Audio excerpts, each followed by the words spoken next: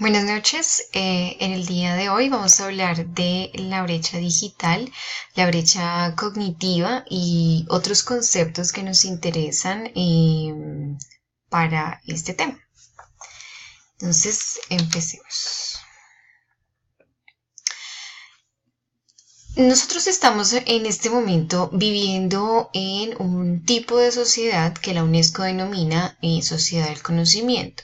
Es importante hacer la distinción entre lo que la UNESCO dice que es la sociedad del conocimiento y la sociedad de la información, ya que según la UNESCO, la sociedad del conocimiento sería el término apropiado porque incluye muchas más variantes sociales, culturales eh, e institucionales que pueden llegar a abarcar más sobre el conocimiento y sobre nuestra sociedad en sí. A que si simplemente la llamamos sociedad de la información, en donde nos estamos refiriendo es simplemente a los datos el conocimiento sin procesar, digámoslo así, por nosotros, es decir, alejado de nosotros, como nosotros como sociedad. ¿Por qué es importante hacer esta aclaración? Porque según la UNESCO hay una disparidad entre autores tratando de definir si es sociedad del conocimiento o sociedad de la información. Un ejemplo de esto es que en los años 50 se empezó a mencionar que esta era sociedad de la información. Y luego de eso, muchos países industrializados, así como autores muy reconocidos, lo han seguido denominando como sociedad de la información. Entonces, pues, saber cómo denominar o cómo describir o por qué describir la sociedad en la que estamos viviendo es importante. Además es importante para el análisis que vamos a hacer más tarde en la que vamos a hablar sobre la brecha digital o la brecha cognitiva. Bueno, la brecha digital o digital divide es un elemento que afecta el desarrollo de la sociedad del conocimiento. Este comprende desigualdades que poseen grupos demográficos o regiones frente al acceso de las TIC. Es muy usual que cuando nosotros estemos leyendo esta definición pensemos únicamente acerca de los países tercermundistas o de los países africanos en donde tienen poco acceso a la información o poco acceso a la tecnología.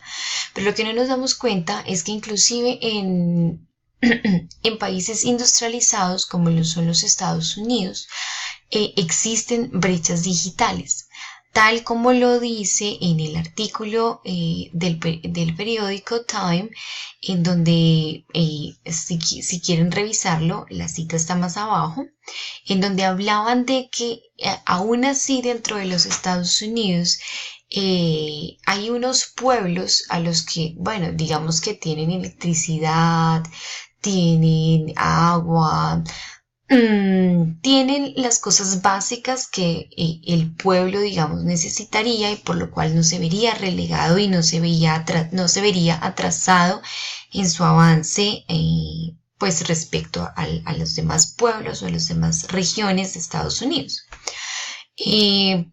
Pero empiezan a explicar que el pueblo está muy atrasado y muy relegado, digamos, a la realidad nacional y porque no tiene acceso a Internet, no tiene acceso a las tecnologías, o si tiene acceso, tiene un acceso restringido. Hablaban de que tenían un Internet lento, de que sus equipos no funcionan muy bien, tal vez no tienen todavía módems para conectarse a Internet y tienen que utilizar aún el teléfono. Entonces, es muy importante que cuando pensemos en esta brecha digital, no pensemos simplemente o cerremos nuestras posibilidades y nos imaginemos únicamente ciertas partes de la población mundial o ciertos pueblos que han sido marginados o que siempre hemos conocido que tienen, digamos, una historia de haber sido marginados, sino también evaluémonos nuestra realidad, la realidad en la que estamos conviviendo, y evaluemos si tal vez en esta sociedad en la que estamos conviviendo, digamos, Bogotá, hay una brecha. Efectivamente la hay. No es lo mismo que un niño utilice su computador en Bosa a que utilice su computador en, no sé, en el norte. En el norte con un distinto contexto. ¿Por qué? Imaginémonos que nuestro chico de Bosa o de al norte, bien arriba de nuestra ciudad, no va a tener la misma velocidad. Tal vez ni siquiera va a tener conexión a internet en su casa. Tal vez apenas sabe utilizar el computador, pero no sabe acceder, no sabe utilizarlo de una manera más jugosa, que les sirva para aprender, que les sirva para que él pueda aprender a aprender.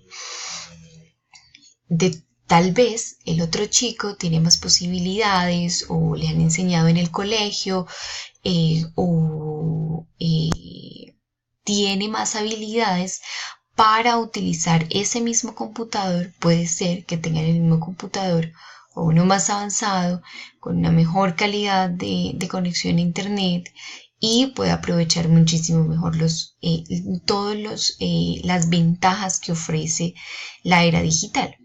Entonces, aunque este niño de Bosa y el niño del norte están conectados, no es lo mismo. Y ahí hay una brecha, hay una desigualdad. Entonces, es importante eso, es importante pensar en que estas desigualdades se dan en términos demográficos y en términos regionales.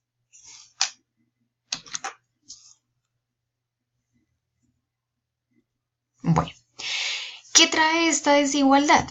Pues esto implica muchas cosas. Disculpe. Esto implica muchas cosas. Primero, que pues como sociedad nos vamos a ver relegados, retrasados, no vamos a disfrutar de las ventajas o de todas las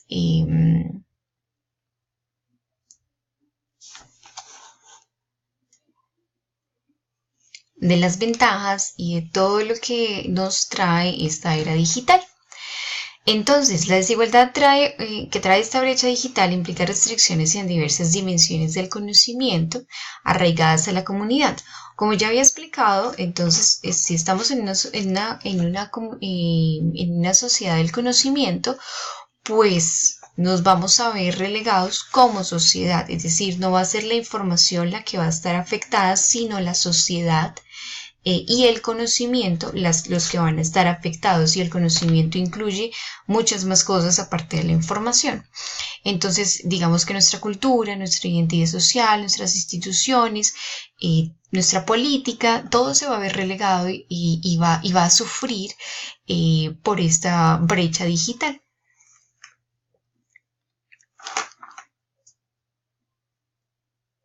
Bueno, ¿qué se puede hacer para contrarrestar esta problemática? Desde la UNESCO se han formulado diversas estrategias que pueden ayudar a contrarrestar esta brecha. Hay diversas, digamos que hay recomendaciones que pueden hacer los gobiernos, que se pueden hacer desde las empresas, desde la innovación, desde muchos ámbitos, pero el que nos interesa hoy es el ámbito de la educación. ¿Qué se puede hacer desde la educación para que se pueda contrarrestar esta brecha digital? Entonces, pues la educación se presenta indudablemente como un salvavidas. Este salvavidas lo que nos va a ayudar es a que, digamos, este niño que retomando mi ejemplo anterior, este niño que estaba en Bosa, que tal vez no tenía un buen acceso o que tal vez no, sí tenía un acceso, pero no sabe cómo aprovecharlo, en la escuela se le puede dar ese conocimiento o esas herramientas para que él pueda llegar a utilizarlo. Pero no solamente pensar en términos de niños.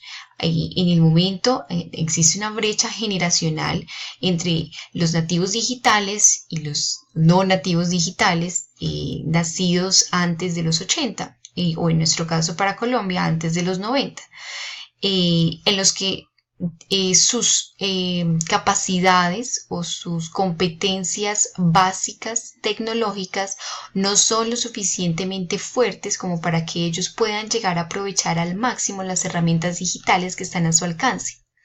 Esto sin duda es una problemática, en especial si pensamos que ellos hacen parte de la fuerza del trabajo. Entonces, ¿qué pasa si en Colombia nuestros trabajadores o nuestra gran mayoría la gran mayoría de las personas que están involucradas o que están en edad de laborar o de trabajar, si esa gran mayoría, porque si lo tomamos desde los 90, pues todavía es la gran mayoría, aún no conocen o no saben cómo utilizar este tipo de herramientas? ¿Qué puede significar eso para la innovación? ¿Qué puede significar eso para los avances? ¿Qué puede significar eso para la creación en Colombia?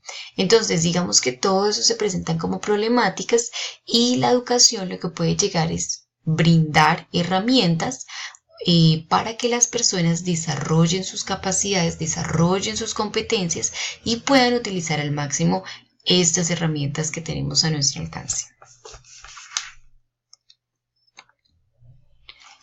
A continuación, presentaré la bibliografía. Si están interesados, también voy a dejar el link de la presentación por si quieren revisarla de una manera más detenida. Y si tienen alguna pregunta o alguna duda, estaré muy dispuesta a respondérselas. Gracias.